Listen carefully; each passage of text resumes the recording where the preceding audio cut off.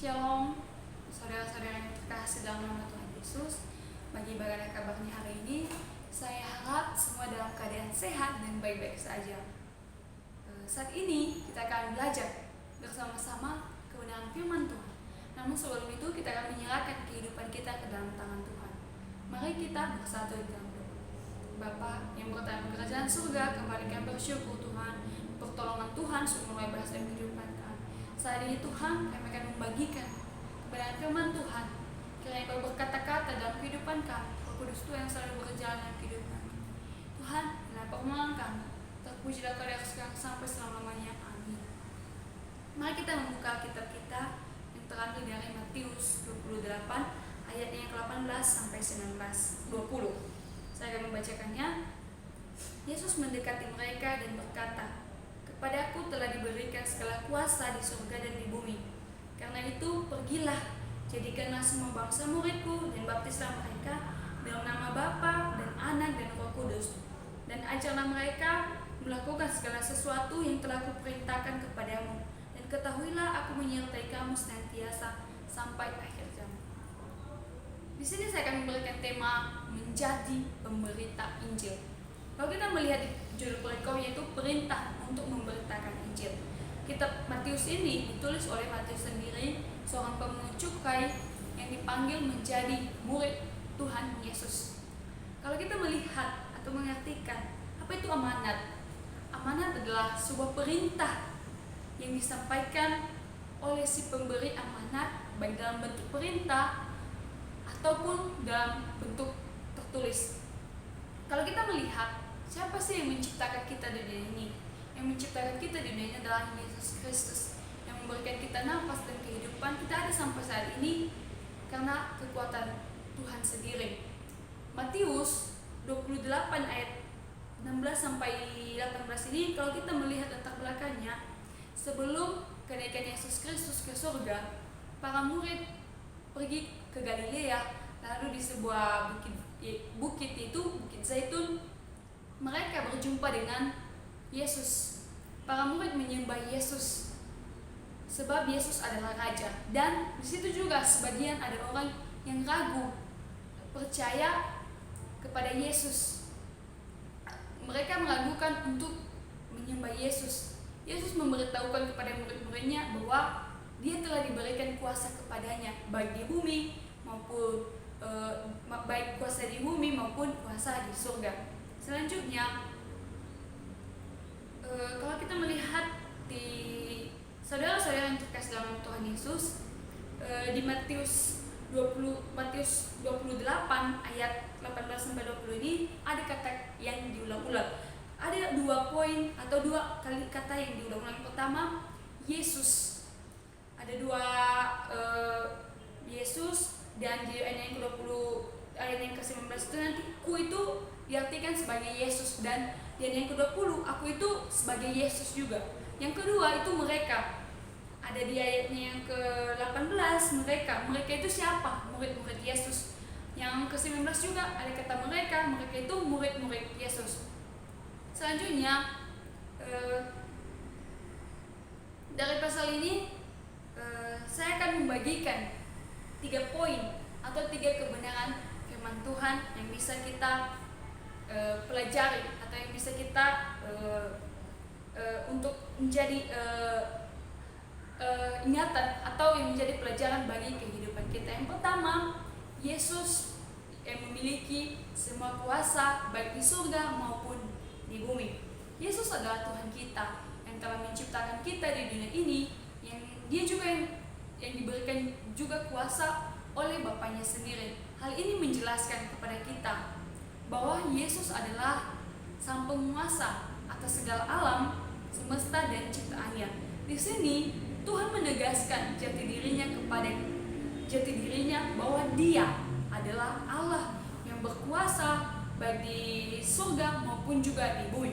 Pasti kita bertanya-tanya, siapakah mereka yang dimaksud di ayat yang ke-18 ini? Tidak lain dari beberapa di antara para murid Tuhan Yesus yang tidak mau menyembahnya, yang tidak percaya kepadanya waktu mereka bertemu dengan Yesus.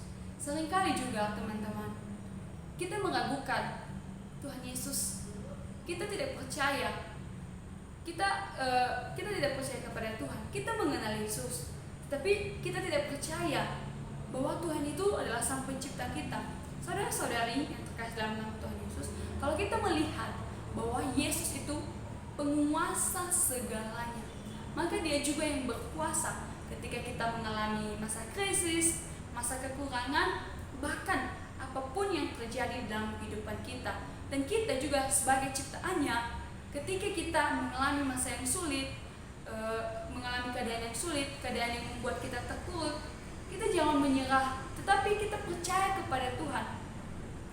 Apa yang perlu kita khawatirkan di dunia ini? Toh Tuhan sudah mengatur semuanya, Dia yang mempunyai kuasa. Kita juga harus percaya. Bukan hanya sekedar percaya juga teman-teman, kita harus berdoa kepada Tuhan. Kita yakin bahwa Tuhan yang berkuasa di dalam kehidupan kita. Dan selanjutnya, poin yang kedua itu perintah untuk memuridkan semua bangsa. Perkataan Tuhan Yesus ini sangatlah penting. Ini adalah sebuah perintah kepada muridnya. Dia menyuruh murid-muridnya untuk pergi, untuk menjalankan sebuah misi, memerintahkan Injil. Dia memerintahkan murid-muridnya untuk menjalankan misi, bukan hanya di suatu daerah, bukan hanya satu daerah atau satu bangsa, tetapi Dia memerintahkan murid-muridnya itu di seluruh bumi, bahkan sampai ke ujung bumi pun Dia memerintahkan murid-muridnya untuk memerintahkan Injil. Poin yang ketiga, memuridkan semua bangsa. Di situ ada 3 hal yang harus kita ketahui. Ketika kita memuridkan semua bangsa, ada 3 hal. Yang pertama, pergi. Pergi itu misi atau tindakan yang harus kita lakukan. Kedua, baptis. Baptis itu adalah hidup baru di dalam Tuhan. Yang ketiga, mengajarkan. Mengajarkan itu mengajarkan segala sesuatu yang telah diperintahkan Tuhan. Saudara-saudari yang terkasih di dalam nama Tuhan Yesus, Tuhan mengharapkan bangsanya untuk memberitakan Injil dari Yerusalem dan di seluruh Yudea dan Samaria, bahkan sampai ke ujung bumi. Kisah Para Rasul pasal 1 ayat 8. Saat ini kita harus percaya bahwa Yesus adalah satu-satunya jalan keselamatan.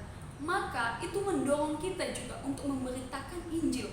Tetapi sebaliknya, ketika kita tidak mempercayai Injil, kita tidak akan dan tidak mungkin menjadi pemberita Injil.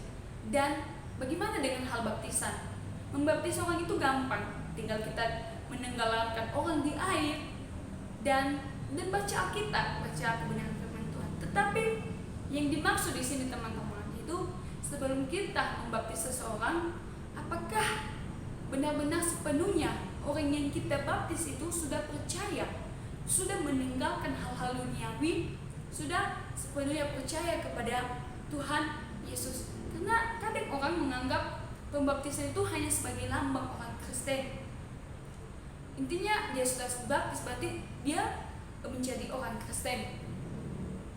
Tetapi teman-teman, di sini mengajarkan kita, marilah kita menjadi saksi Kristus. Marilah kita memberitakan Injil, mengajar setiap orang yang masih belum percaya kepada Tuhan. Mungkin saat ini banyak daerah-daerah yang masih belum terjangkau dalam pemberitaan Injil. Jadi kita sebagai generasi penerus, mari kita mempergunakan kehidupan kita ini untuk memuliakan Tuhan dengan menjalankan misi untuk memberitakan Injil. Kita tidak perlu khawatir teman-teman, dan tidak perlu takut dalam yang terjadi dalam pelayanan kita, karena Tuhan sudah berjanji Dia akan melindungi kita sampai pada akhir zaman. Jadi dari ayat firman Tuhan ini untuk kita saat ini, marilah kita belajar untuk menjadi pemberita Injil. Marilah kita menjadi orang yang berguna bagi bangsa-bangsa, bagi orang-orang yang belum percaya kepada Tuhan. Jangan kita gunakan atau jangan kita sia-siakan apa yang telah kita dengar bertahun-tahun, 4 tahun di STT. Mari kita menyampaikan apa yang telah kita dapatkan di STT ini, apa yang telah kita pelajari. Mari kita menjadi saksi Kristus, dan kita juga harus percaya kepada Tuhan sepenuhnya dan menyerahkan kehidupan kita ini di dalam Tuhan. Demikian kebenaran firman Tuhan yang bisa saya sampaikan. Mari kita bersatu di dalam doa. Bapa yang berada di kerajaan surga, kami telah menyampaikan kebenaran firman Tuhan. Kiranya kami sebagai generasi penerus Tuhan menjadi saksi Kristus, menjadi pemberita Injil dimanapun Tuhan. Kami yakin Engkau akan menyertai kami. Engkau selalu bersama-sama dengan kami Tuhan. Inilah kehidupan kami Tuhan. Inilah permohonan kami Tuhan. Kami nyerahkan dalam kehidupan tangan Tuhan. Terpujilah Kau dari sekarang sampai selama